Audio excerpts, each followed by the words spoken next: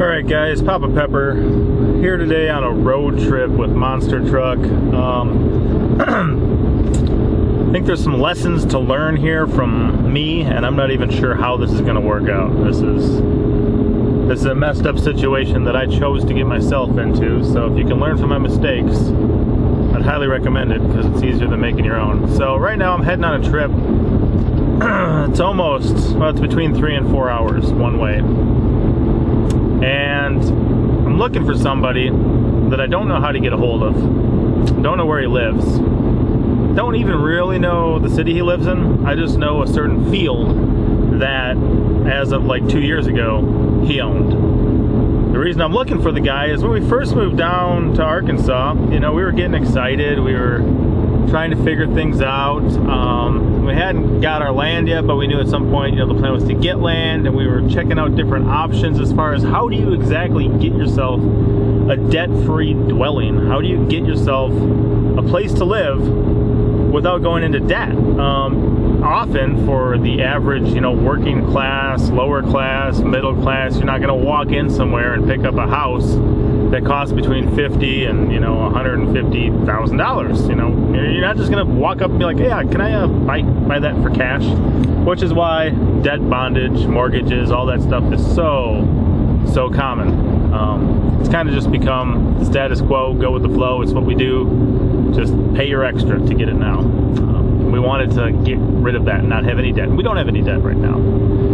Eventually, we wound up getting a mobile home from a guy we know. When we were looking at it, at first he wanted 20 grand for it, and we didn't have 20 grand cash, but we were just weighing our options. I mean, 20 grand for a place to live when you already own your land, or, you know, it's not that bad in the grand scheme of things. But waited a while, actually wound up with the money. We're weighing some other options. We're thinking of building a big expensive house, which I'm really glad we didn't even try. It never really sat right with me. And next time we checked in with the guy, he offered it to us for $14,000. So he came down $6,000 on his own. So that worked out. You know, it still cost me, I don't know, $1,200 to move it. I spent another grand or more putting in some footers for it. You know, I mean, there was other costs besides that. You don't pay 14 grand for a trailer and it magically appears on your land, set up and ready to go. But originally we weren't sure what to do, so we had thought, you know what about a grain bin house? What about a grain bin house? What about picking up some grain bins, which are just big metal silos pretty much, and using that. And what we were going to do is put two of them kind of next to each other and then connect them with some square framing. And the house we sold just to get rid of the rest of our debt up in Wisconsin and move down to the Ozarks had some really cool stuff in it, but one of them is upstairs. You know, it had the angled roof, but upstairs built into the wall was desk and closets and dressers. And I thought, you know what, if you take a circle grain bin and you frame it in square, you've got all these little alcoves, these little indents, you know, behind your wall that you could actually just build into it. Things like dressers and desks and you know, closets. And I'm like, wow, I love that, because then it's not sticking out into the room, it's built in there, you don't have to worry about moving furniture as much. So we bought 2 grain bins.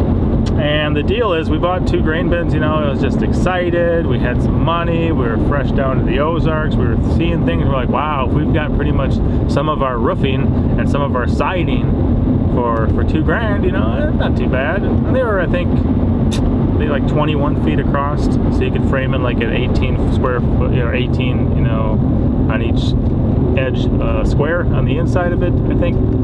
So went out about 4 hours away,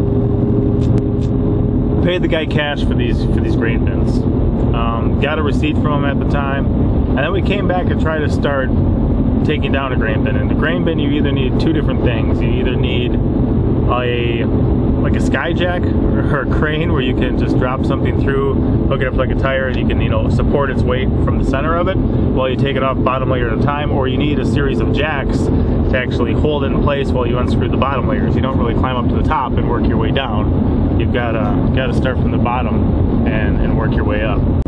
So not having either of those available, went out with a friend of mine and We started trying to take it apart, ran into some issues, got 2 layers off the bottom of one of them, but then really haven't had it as a focus of ours to actually go out there and finish this thing up, which is bad. It's horrible on my part. Another couple things that happened, I lost the receipt. I don't have the receipt which had the guy's name and number on it. I simply lost it. We've moved around a bit since we've been here. We've shuffled some things. We've got a shipping container chock full of stuff. Some of it we drug down from Wisconsin. I mean, my life's a little haphazard, messed up, and spread out right now. So we just simply don't have it. Then I had a friend who lives kind of in the area, and I had him head out there and drop off a note for me with my name and number. And then about a week later, I got the phone originally when I was working for a guy that was just on his plan, but he needed to do some things where he had to take the phone and the number away. So I'm like, man, now that was a fail. So I kind of sort of know where this place is. I kind of sort of know, man, I think I bought him in 2016. You know, it was, I think, fall of 2016, maybe 2017, but I'm pretty sure it was into the end of 2016. Okay, there's a couple things that can happen now. I haven't really done nothing other than leave one completely untouched and kind of mess with the other one to where it doesn't do anyone much good. That's not good on my part. Like I said, when it's like 4 hours away and you don't have the number and you got other things going on in life, it's hard to make it a priority. But also, I'm pretty sure you buy something and you don't come pick it up for 2 years. I think like legally the law is you've abandoned it. You've abandoned it. They're free to keep your money and the thing. This guy may take that route right now. I have no idea. I don't even know if I'll be able to find him. My goal right now, I'm obviously not going to use a grain bin for a house at the moment. Could I use one? Absolutely. I'd love to turn one into a guest house. I just don't have really the time or resources at the moment to get that thing taken down and brought back to my place, even though we started on it. So I'm hoping we can reach an agreement where I could get $1,000 back for the one I didn't touch. If he's got a plan on how to disassemble the thing, you know, I'd be willing to try to take the other one, the rest of it. Otherwise, worst case scenario, I'm willing to call that one a loss. I may have to call them both a loss. I understand full well that is something. But at the moment, I'm trying to crunch my taxes and figure these things out. I should be getting a refund this year. I really need to get that done. But also at the moment, could I use an extra grand? Oh, absolutely. Absolutely, I could use an extra grand. And if I've got some of my money that I had before that I could possibly get back because the thing I bought for it I didn't really take, that would be ideal. So obviously, some of you guys are probably looking at me like, man, this guy's kind of a clueless fool, isn't he? I mean, he drives 4 hours away to pay for some things that he can't move, that he doesn't know how to do, loses the receipt, doesn't have the guy's number, you know, he's not even sure where he's driving. As far as the city and the road it's on, I don't specifically know that myself. I just don't. I've got a friend who does. He should be calling me back in a bit, I hope. Two of them actually, so we'll see if we can get a hold of them. But I'll tell you what, my options are limited right now. I need to take care of this at some point. If I can find the place, maybe one of the neighbors knows who owns it, maybe I can find the guy. I really don't have a clue. I don't even remember his name. And maybe, you know, I don't find him, maybe I do find him and we don't reach an agreement that blesses me, that's fine. He's completely free to do that. I'm not going to hold it against him.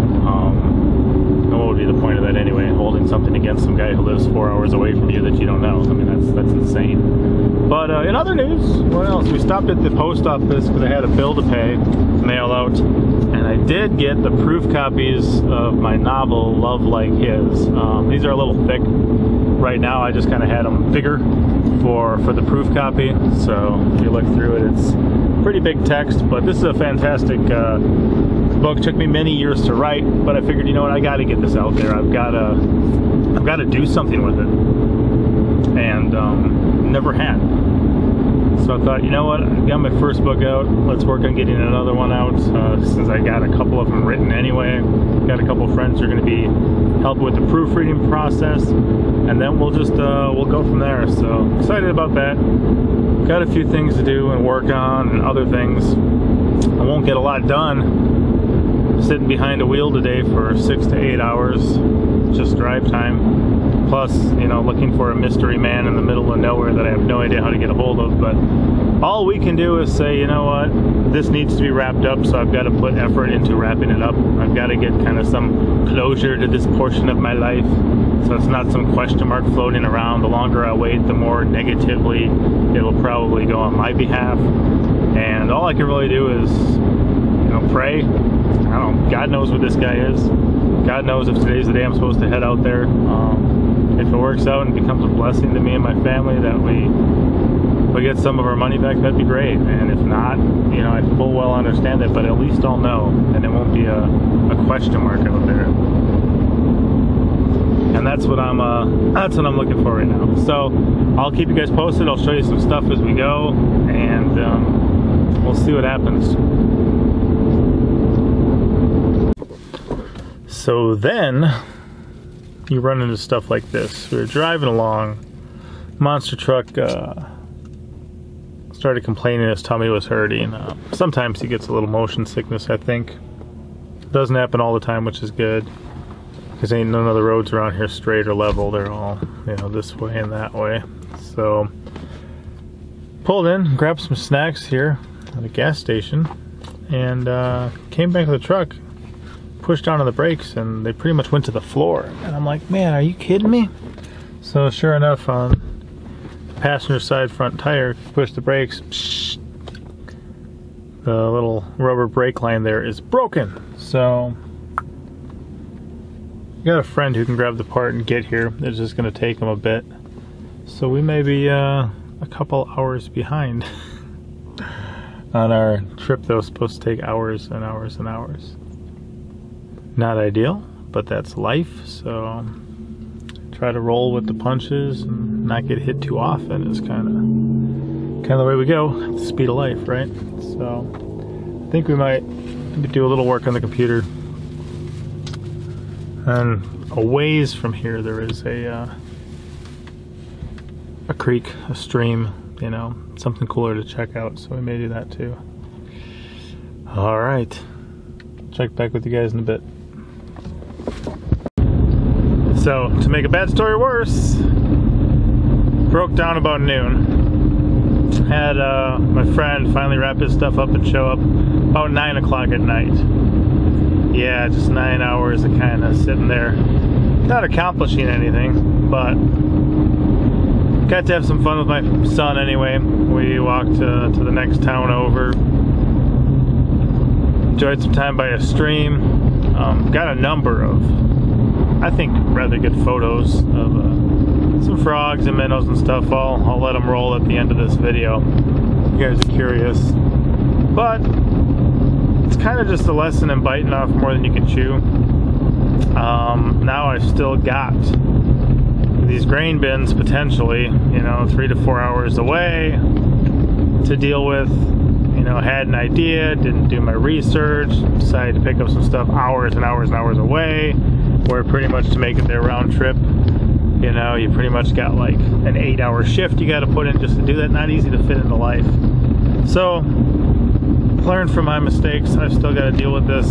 Like I said, I don't want to get it to the point that you guys can say, oh well, you abandoned it, so, you know, don't worry about anything. I'm hoping I can pull $1,000 out of this, because I gave him $2,000 and took part of one. You know, obviously I've been not a blessing in his life. I mean, he got his money, but the stuff he wanted gone is still sitting there last I knew. So I've got to do that soon. I've got to get out there. I'm not sure how that's going to work out. Probably going to have to wait till after we have this next baby, because that should be happening, you know, any day now, within the next week or two. I don't want to take off to the other side of the state anyway, while my wife may be going into labor. So there's that. I guess I'll do a part 2 of this, and when I actually get out there and figure it out. Ran into those issues, you know, had the brake line blow. Figured, okay, I got a friend who'll come do it, you know. we'll just hang out, wait for him. And like I said, it took a while to hang out and wait for him, but such is life. The worst part was my computer mouse doesn't work, so I plug in a Wi-Fi mouse, but or a Bluetooth mouse or whatever it is. But I didn't bring it with me, so I couldn't even get any work done on that whole trip either. But we had fun. We did do some proofreading of my book, Love Like His, and got to hang out quite a bit, enjoy some stuff. So at least it wasn't working all day, but still leaves something for me to cross off my list soon enough with figuring this stuff out with the grain bins and the money. All right, guys, Papa out.